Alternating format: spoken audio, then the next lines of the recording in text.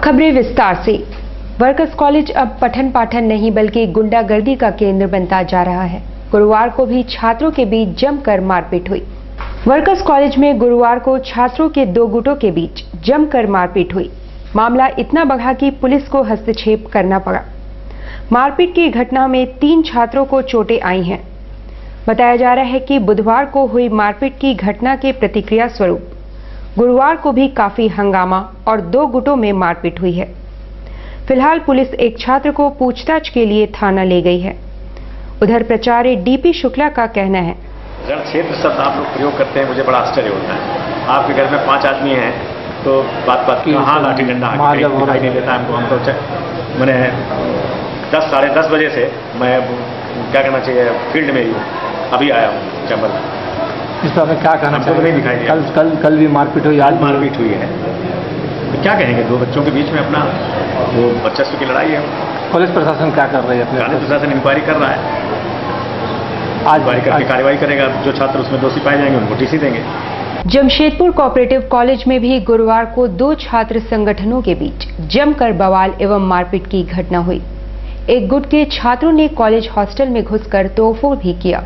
Jamshedpur cooperative college भी पिछले 2 दिनों से काफी अशांत है और 2 छात्र संगठनों के बीच ये कहा जा सकता है कि वर्चस्व की लड़ाई चल रही है। बुधवार को हुई मारपीट की घटना के बाद गुरुवार को भी कॉलेज परिसर में जमकर मारपीट की घटना हुई और दोनों छात्र संगठनों के सदस्यों ने कॉलेज परिसर में जमकर बवाल मचाया। इतना ही नहीं, कॉलेज हॉस्टल में घुसकर कुछ अति उत्साही छात्र नेताओं ने तोड़फोड़ भी किया।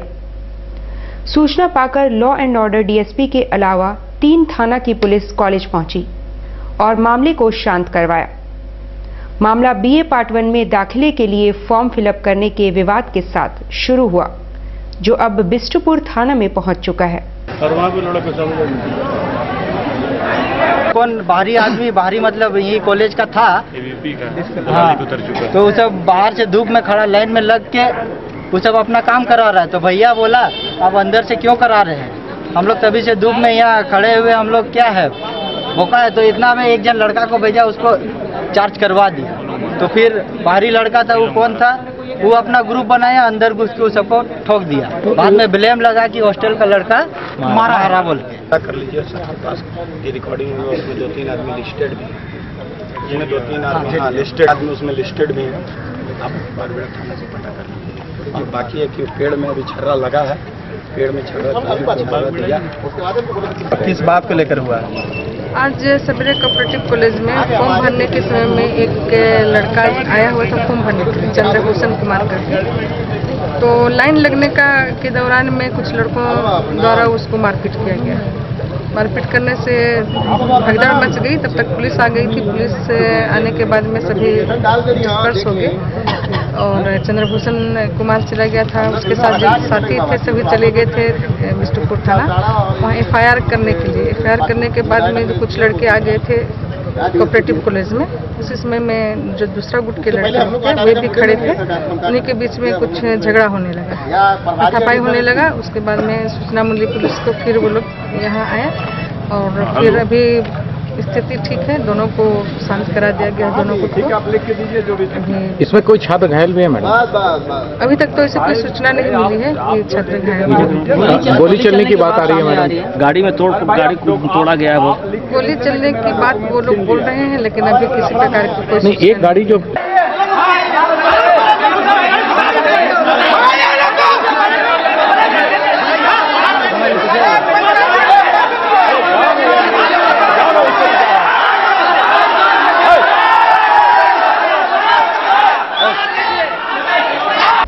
सन 1974 में छात्र आंदोलन में शहीद हुए छात्रों के स्मारक बनाने की मांग शहीद स्मारक समिति द्वारा जिला प्रशासन से की गई है। सन 1974 में छात्र आंदोलन के दौरान 18 जुलाई के दिन प्रणय मुखर्जी, राजीव रंजन और मोहम्मद मुसीम पुलिस की गोली से शहीद हो गए थे। गुरुवार को शहीद स्मारक समिति द्वारा जिला प्रशासन को ज्ञापन सौंपकर शहीद छात्रों की समाधि बनवाने की मांग की है, अन्यथा आंदोलन की चेतावनी दी है। उनका नेतृत्व शहीद स्मारक समिति के अध्यक्ष संजीव आचार्य कर रहे थे। शक्ति जिंदाबाद, जिंदाबाद जिंदाबाद, छात्रवाद शक्ति जिंदाबाद, जिंदाबाद जिंदाबाद। देखिए 18 जुलाई सन 74 के छात्रों आंदोलन में लोह नगरी जमशेदपुर के 3 क्रांतिकारी छात्र शहीद हुए थे, प्रणब मुखर्जी, राजीव रंजन और मोहम्मद मुहसिन।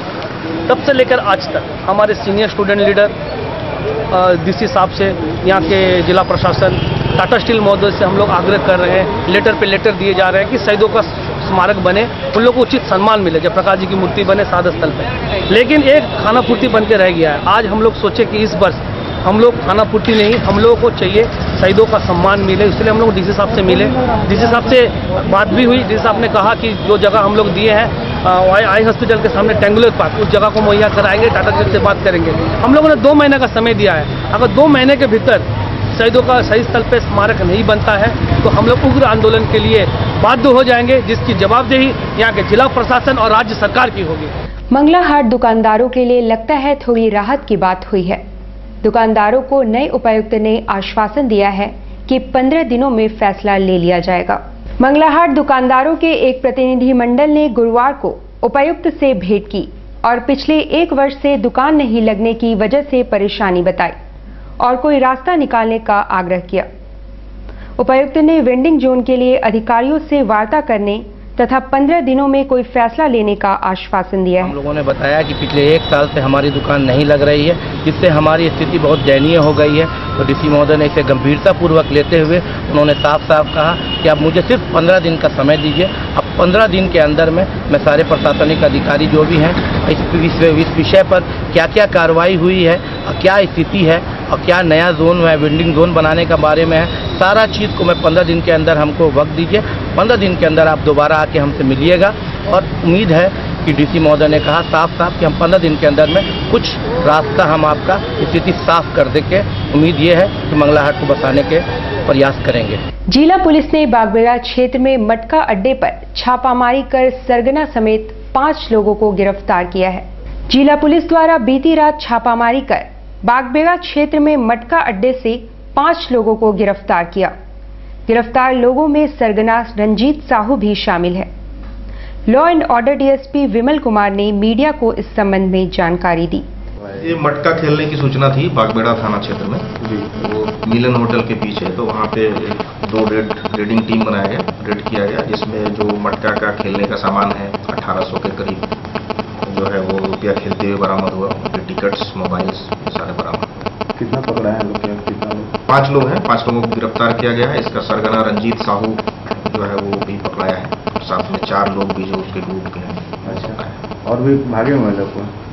इसके खेलने और खिलाने वाले ग्रुप में जो मटका संचालित वाला जो ग्रुप है वो ग्रुप हम लोगों ने डिटेक्ट किया है। इसके अलावा जो भी है इन लोगों से पूछताछ की जाएगी। अगर इसके और भी लोग होंगे तो उन पर भी हम लोग पिछले दिनों से खिला रहे थे लोग। ये ऐसी सूचना थी। अभी तो ये जब पुलिस को जानकारी मिलती थी हर एक समय रेड होता रहा है। अभी जब से हम लोग को सूचना मिली, आज पुख्ता सूचना थी, उस पर कार्रवाई हुई। कहाँ पे हुई छापेमारी? ये मिलन होटल के पीछे में हुई है, बागबेड़ा थाना क्षेत्र। इस मामले में पुलिस अब क्या करने जा रही है? इन लोगों पर क्या इन पर कार्रवाई करेंगे, जो भी हमारा आगे क्या है। लाइन टेकर द्वारा पुलिस के नाम पर वसूली के विरोध में ऑटो चालकों ने आंदोलन का मन बना लिया है। उन्होंने गुरुवार को एक बैठक भी किया। लाइन टेकर द्वारा पुलिस के नाम पर वैसे ऑटो चालकों से पैसे वसूले जा रहे हैं जो किसी स्टैंड से नहीं बल्कि स्वतंत्र रूप से ऑटो चलाते हैं। गुरुवार को उमर खान के नेतृत्व में ऑटो चालकों ने बैठक की और आंदोलन की रूपरेखा तैयार की। गुंडागर्दी नहीं चलेगी, नहीं चलेगी, नहीं चलेगी। लाइन टेकरों गुंडागर्दी करना बंद करो, बंद करो, बंद करो। लाइन टेकरी के नाम पर अवैध वसूली करना बंद करो, वसूली करना बंद करो।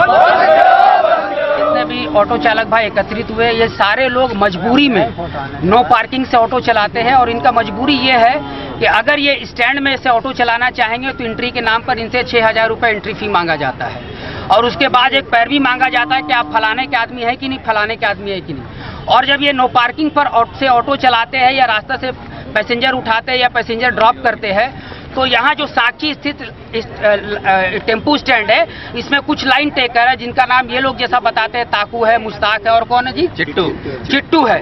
ये लोग जो है माँ बहन की गंदी गंदी गाली देते हैं और इनके ऑटो पर डंडा चलाते हैं, इन पर डंडा चलाते हैं। तो हम लोग ये एक इमरजेंसी बैठक बुलाकर साले जो नो पार्किंग के ड्राइवर इनसे बातचीत करे हैं और एक निष्कर्ष ही निकला है कि 2 से 3 दिन के अंदर में उपायुक्त महोदय से हम लोग जाकर मिलेंगे और एक ज्ञापन सौंपेंगे कि 500 से ज्यादा की संख्या में जो नो पार्किंग के ड्राइवर जो नो पार्किंग से ऑटो चलाने पर मजबूर हो, इनको एक वैकल्पिक व्यवस्था साक्षी में जिला प्रशासन के द्वारा दिया जाए। और अगर नो पार्किंग के ड्राइवर को पुलिस के नाम पर कोई भी लैंड टेकर अगर डंडा चलाता है या अत्याचार करता है तो हम लोग साक्षी मुख गोल चक्कर को जाम करके इसका विरोध करने का